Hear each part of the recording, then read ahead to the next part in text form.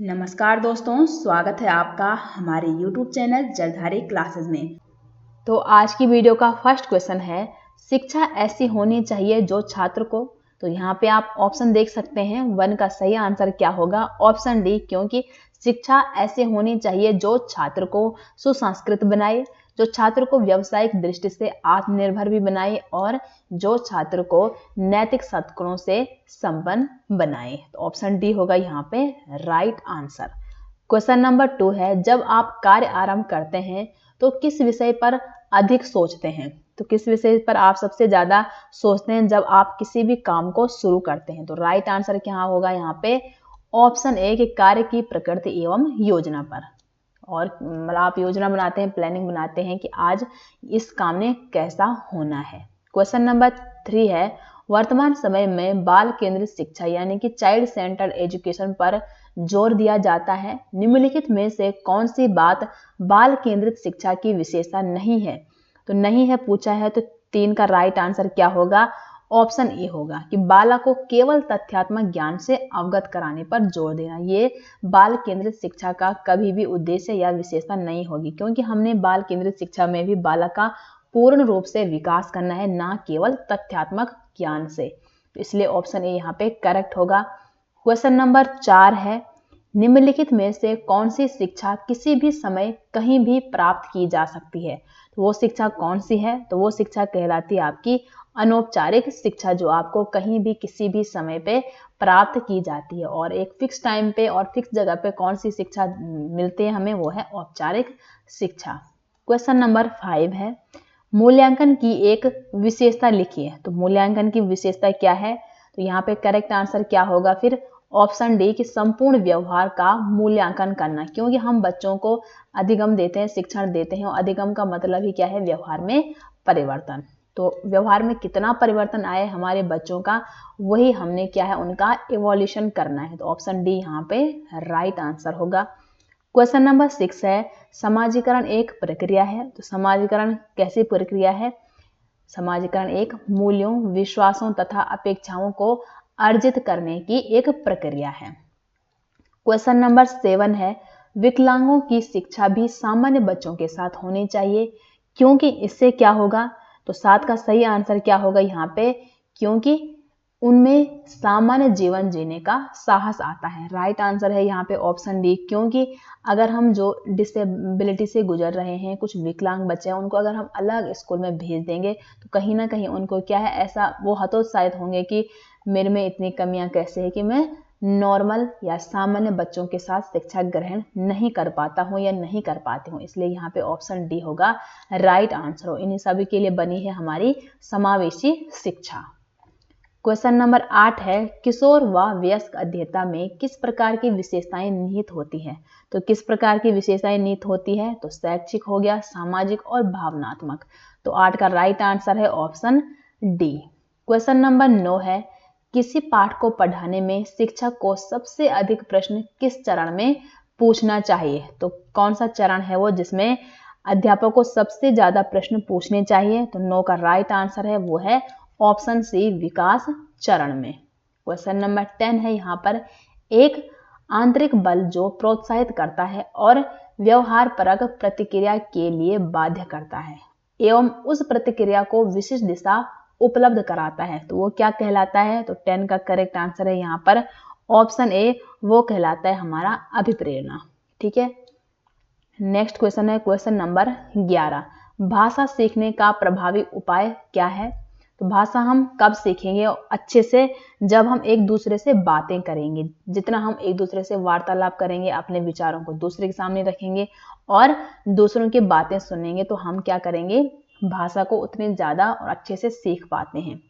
Question number 12 है, बाल विकास का सामान्य अर्थ क्या होता है? तो बाल विकास का जो सामान्य अर्थ है वो है बालकों का मानसिक विकास और बालकों का शारीरिक विकास, यानी कि ऑप्शन सी, ए और बी यहाँ पे दोनों क्या है? करेक्ट आंसर है।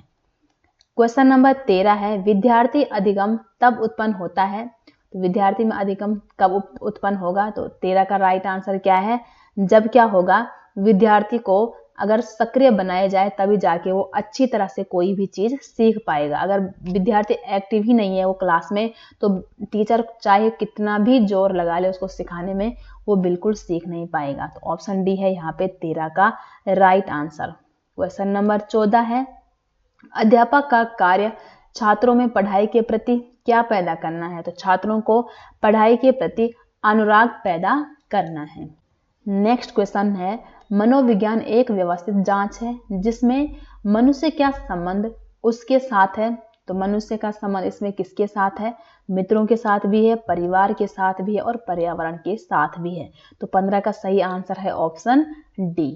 क्वेश्चन नंबर 16 है, भाषा के विकास के लिए सबसे संवेदनशील समय निम्नलिखित में से कौन सा है? तो कौन सा अवस्था है, कौन सी अवस्था है वो बालक की जिसमें वो भाषा अच्छे तरह से सीखता है? तो 16 का जो राइट आंसर है वो है ऑप्शन सी, प्रारंभिक बचपन का समय। ठीक है, इसमें बच्चा क्या है, किसी भी लैंग्वेज को जल्दी वो एक्वायर कर पाता है।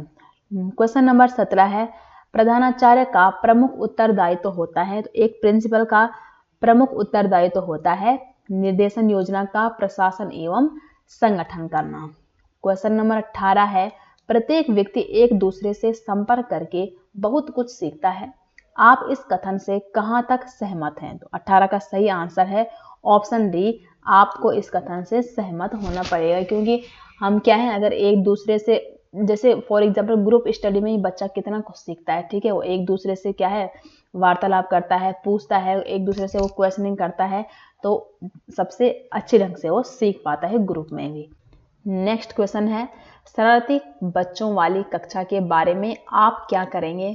तो देखो, जो क्लास क्या है जिसमें बहुत सारे बच्चे ऐसे होते हैं जो शरारत करने के लिए नंबर 1 रहते हैं, तो अगर आप कुछ छात्रों को दूसरे सेक्शन में भेजने की सलाह देंगे तो कहीं ना कहीं उनमें क्या कुछ चेंजेस जरूर आएंगे। अब शरारत कैसे, एक बच्चा तो शरारत करेगा नहीं, उनका एक ग्रुप होता है, जैसे 4 बच्चे हैं, ठीक है, तो वो पक्का शरारत करेंगे। तो अगर एक बच्चे को इधर वाली क्लास में भेज दिया जाए, या मतलब चारों सेक्शन में भेज दिया जाए, तो जब तक वो नए दोस्त बनाएंगे तब तक उनकी आदत में जरूर सुधार आता है। इसलिए 19 का राइट आंसर है ऑप्शन ए।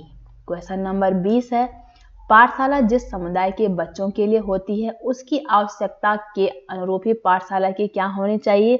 तो उसी के अनुरूप पाठशाला की यहाँ पे पाठ्यचर्या होनी चाहिए। तो 20 का राइट आंसर है ऑप्शन बी। क्वेश्चन नंबर 21 है, छात्रों को प्रेरित करने के लिए उन्हें महापुरुषों की जीवनी, प्रेरणादायी नाटक एवं उत्कृष्ट वैज्ञानिकों इत्यादि के बारे में बताना चाहिए। यह निम्न में से किस सिद्धांत के अंतर्गत आता है?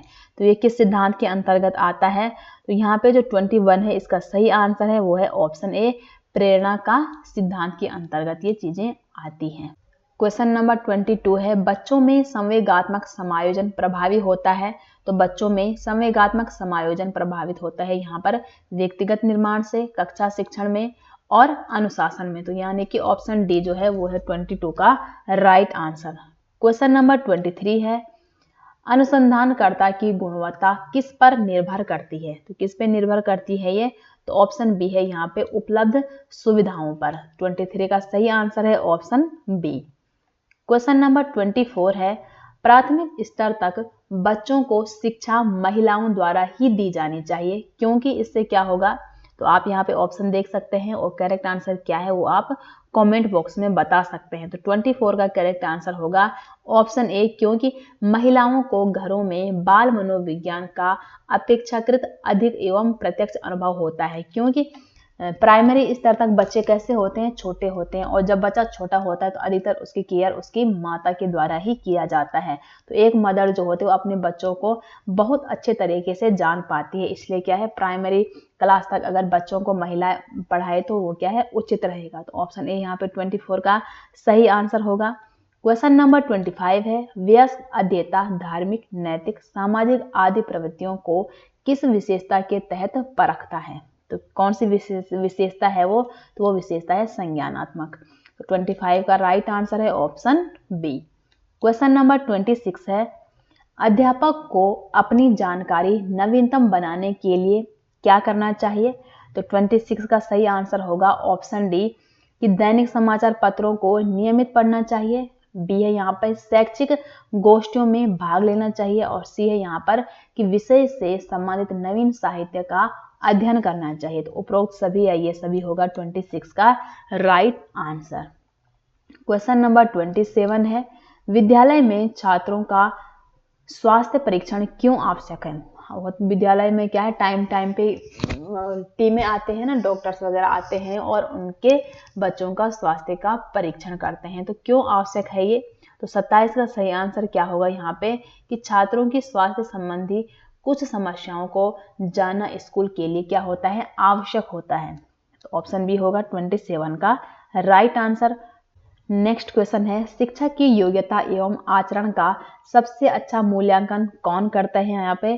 तो 28 का राइट आंसर है वो है ऑप्शन बी, उनके शिष्य, क्योंकि एक स्टूडेंट ही अपने टीचर की योग्यता एवं आचरण का सबसे अच्छी ढंग से क्या है, मूल्यांकन कर पाता है।